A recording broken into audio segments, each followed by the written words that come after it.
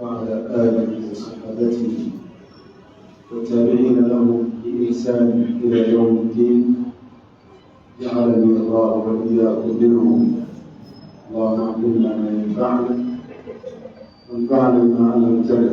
ربنا وزدنا علما وارزقنا فهما واهدنا ووفقنا للحق لما اختلف فيه من العلم. ربنا إنك كنت عليما. أوصي نفسي وأوصيكم بتقوى الله عز وجل. وبعد، السلام عليكم ورحمة الله وبركاته.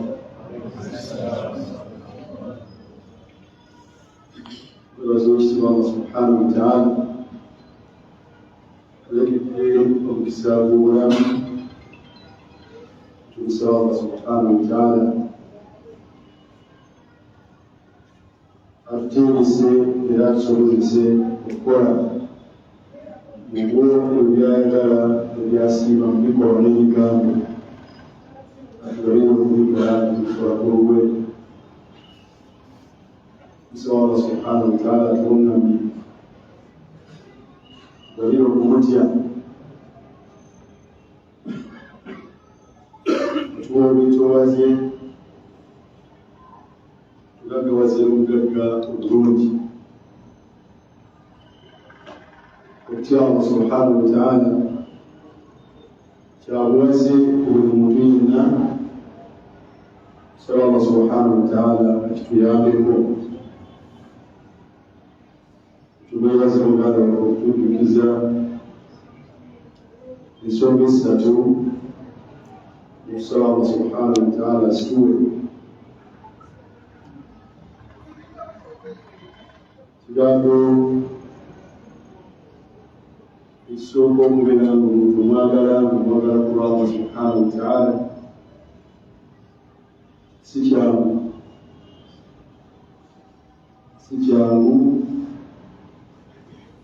okakitwala nga kyakusaaga. Hadithi ekirambika obuzibu bwakyo asibuulirire oba okyali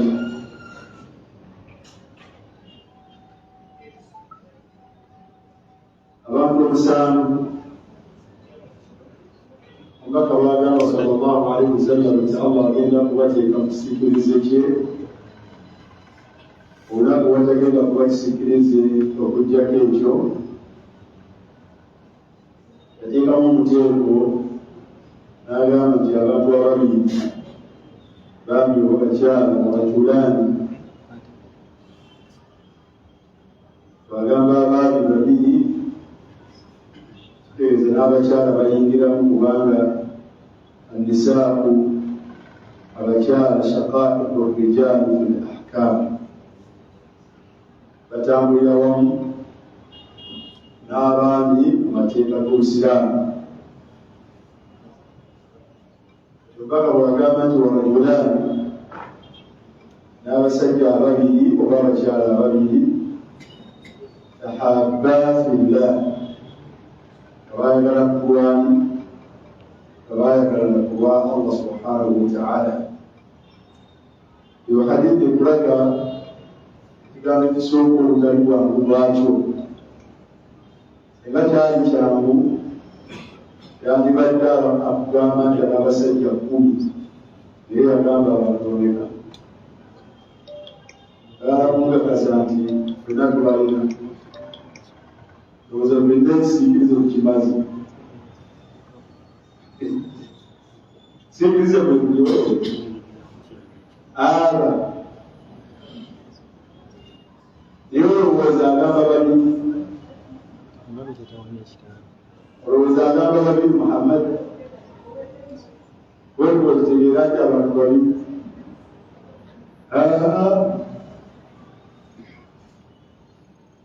Uzaifa abantu abo bali babiri walajulaani bali babiri basuka mbali wama habibu bali babiri alibudulani Ali bali babiri ورجلان من أبسط البديل بل وما من مجال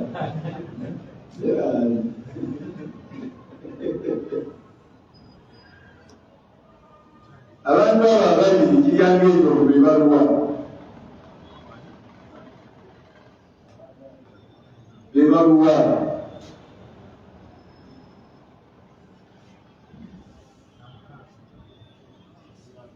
Muhammad Swaleh bibaluwa we wenyini abantu abo olwaliyo kubanga abajulani kiregeeza nti wetusokerwako kubatyobotya abakwetasa omuntu omulala gwekozeeko ekyo nemubeera babeka alinanga akwetasa omuntu atya omuntu aliyo kyakugamba nti gwe Muhammad Swaleh naye Abubakar aliofunayo ne Sulaiman wenyini gwemu kati agwagazaayo omuntu omu otegeera obuzibu bw'ekigambo ekyo naye mu bonna buwangadde nabo mu masomero ng'oli mukulu mukubuka ng'omusege endule bakaluga kimaliriza nga tomulinamu omuntu oyo abagenze ku yunivasite mukivuddemu omuntu oyo omuntu omulina gwemusobola kubeera ng'okola naye peya okukola ekyo musobole okufuna obulungi obwo ne mukyalo tomwagala kuwa Allah wakyalo bawasizza naye talimu obwamba libwaki yadde mukyalo nojjakunoonya omuntu omu n'obuganda wazaalibwa ne baganda buli bannyoko naye olina okubanga tonamuwulagala kuwanga abaganda buli bannyoko obaagala lwakuba gwemuzaalaganwa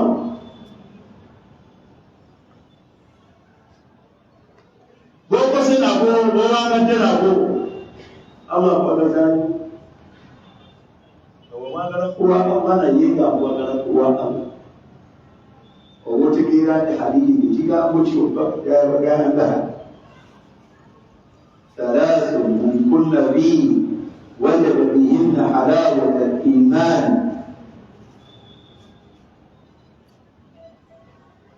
نسأل الله أن يعيننا عليه سواء الله سبحانه وتعالى شكرا لك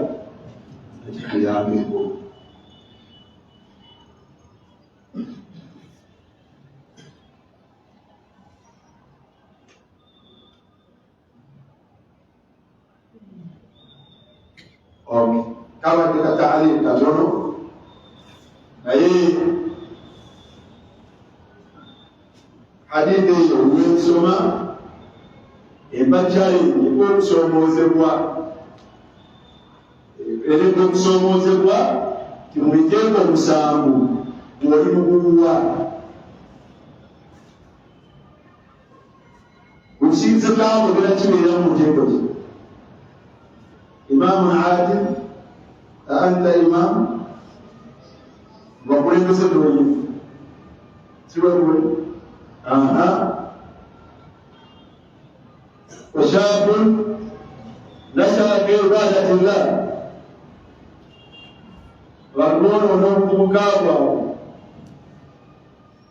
لهديئا لشاب يسمع بوكا لا آمير بوكا ababeera ne batandika okubuka bwabwe nga bawangalira mu kusinza Allah subhanahu wa ta'ala ne bayita mu biseera ebyo Allah babantu bayisizaamu kya myaka 29 kuba kitandika mu myaka 14 paka ebikwasa ku 9 n'okiyitamu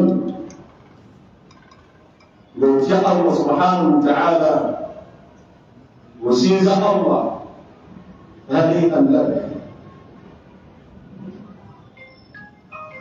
وما يخرجكم رجل قلبه معلق في المسجد obeera mu misikiti tuaddi salatu ljamaa saali sola z'ejamaa obeera mu misikiti nga osoma mu Qur'an obeera mu misikiti nga osoma obeera mu kila adhikir obeera mu misikiti ate oyinza okulaba nga ozikiti okubeera mu lwalu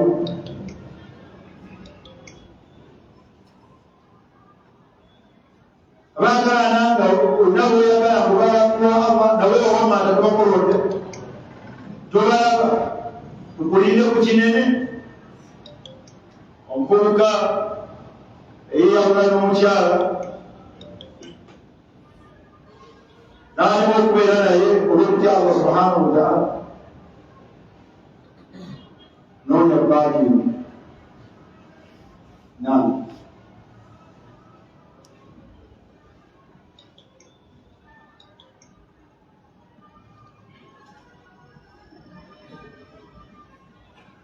Assalamu alaikum warahmatullahi wabarakatuh. Kizikirizibwa okusaala mu Luganda mu swala eza sunna naddala ku sujuudu okukulu ekutashakuli engegerawawo ng'agawano.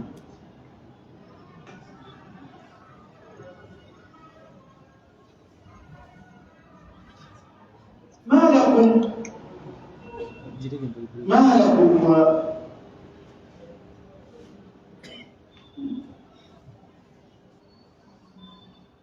الله يقول صلى الله عليه وسلم تصلوا كما رأيتموني أصلي صلوا كما رأيتموني أصلي وهو مساك محمد واحد يسار السابق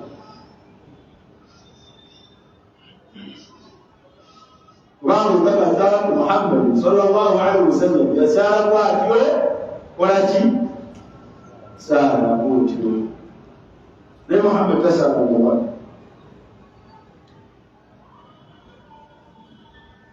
وتشتغل صلاة ويا وتيكا ويا والسنة تكون لك رسالة وولد رسالة محمد صلى الله عليه وسلم ويقول هذا ويجسنا فهمتوا؟ وقلت أسأل محمد سواء بيسارة فرسالة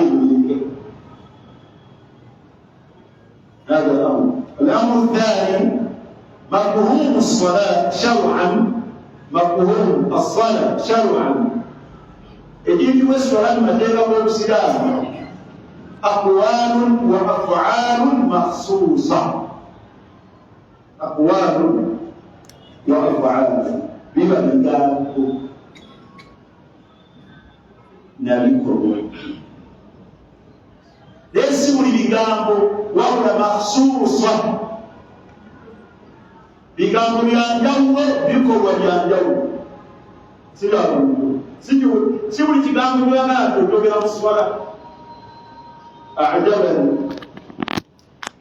رمسا نبدأ سما نبدأ مدرس موما حديث يا معاوية الحكم لا دنيا يقوم الصلاة لا يوم